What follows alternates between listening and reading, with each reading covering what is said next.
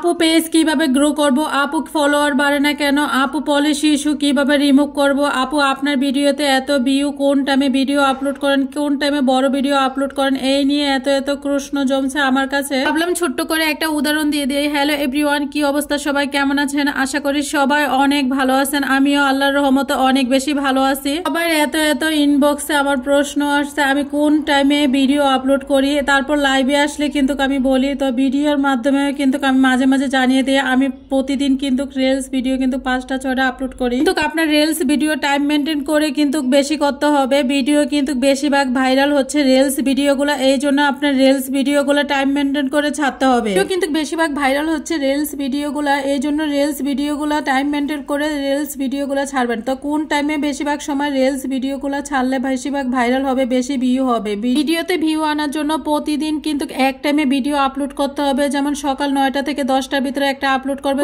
1টা থেকে 2টার ভিতরে একটা আপলোড করবেন এবং 6টা থেকে 7টা পর্যন্ত ওই টাইমে একটা আপলোড করবেন। তবে এটা কিন্তু একদিন করলেই হবে না, আপনার কিন্তু আস্তে আস্তে যখন আপনি কন্টিনিউ অডিয়েন্স করবেন, অডিয়েন্স ওই টাইমে আপনার ভিডিওগুলো দেখবে, তখন আপনার ভিডিওগুলো ওই টাইমে বেশি ভিউ হবে। এই যে কিন্তু একদিনে ভিডিও ভাইরাল হয় না, একদিনই কিন্তু ভিউজ আসে না। তো বড় ভিডিও তো আসেন, বড় ভিডিও কখন আপলোড করলে ভালো হবে? যেহেতু আমরা নতুন পেজ, আমাদের নতুন পেজের জন্য 7টার পরে মানে সন্ধ্যা 7টার পরে বড় ভিডিও আপলোড করলে ওই টাইমে হচ্ছে বেস্ট টাইম। এই টাইমে অনেক মানুষ, অনেক অডিয়েন্স অ্যাক্টিভ থাকে, এই জন্য ওই টাইমে মানে বেশি করে প্রতিদিন নাও পারেন তাও একদিন পরে পরে ভিডিও আপলোড করতে চেষ্টা করবেন। আরেকটা কথা বলে রাখি, আপনি যদি শর্টকাট ভাবে যদি ফেসবুক থেকে ইনকাম করতে চান, শর্টকাট ভাবে তাড়াতাড়ি উঠানো যায় না। যারা যারা পেজ নিয়ে কাজ করেন তারা কিন্তু অবশ্যই জানেন একটা পেজের পিছনে কত সময় দিতে হয়, তারপরে কিন্তু পেজটা গ্রো হয়। একদিনই কিন্তু কারো ভিডিও কিন্তু ভাইরাল হবে না, একদিনই কিন্তু কারো ভিডিওতে কিন্তু লাখ লাখ ভিউজ আসে না। ধৈর্য জিনিসটা অনেক জরুরি। তো হ্যাঁ,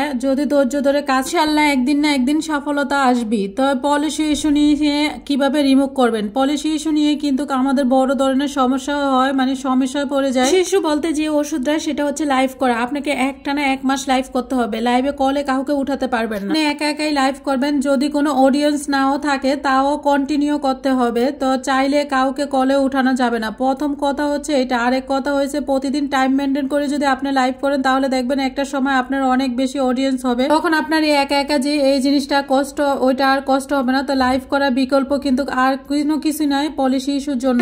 একটু হইলো ভিডিওটা আপনাদেরকে বুঝাতে পারছি, আর যে কথাগুলো আমি বললাম সেই কথাগুলো কয়েকটা দিন মাইনা চলেন, তাহলে যদি পলিসি ইস্যু রিমুভ না হয়, ভিডিওতে ভিউ না আসে, তখন বলবেন কেন হয় না মেনে বলেন, তাহলে তো কোনই লাভ হবে না। আসলে ঘাসের গোড়ায় না গিয়ে কিন্তু কখনো আগায় উঠা যায় না। কেন কথাটা বললাম, পরিশ্রম না করলে কখনো সফলতা পাওয়া যায় না, সফলতা পাওয়া যায় এটা কোনো আনন্দ। আজকের ভিডিওটা এখানেই শেষ করি। তো নেক্সট অন্য কোনো ভিডিওতে দেখা হবে। আল্লাহ হাফেজ।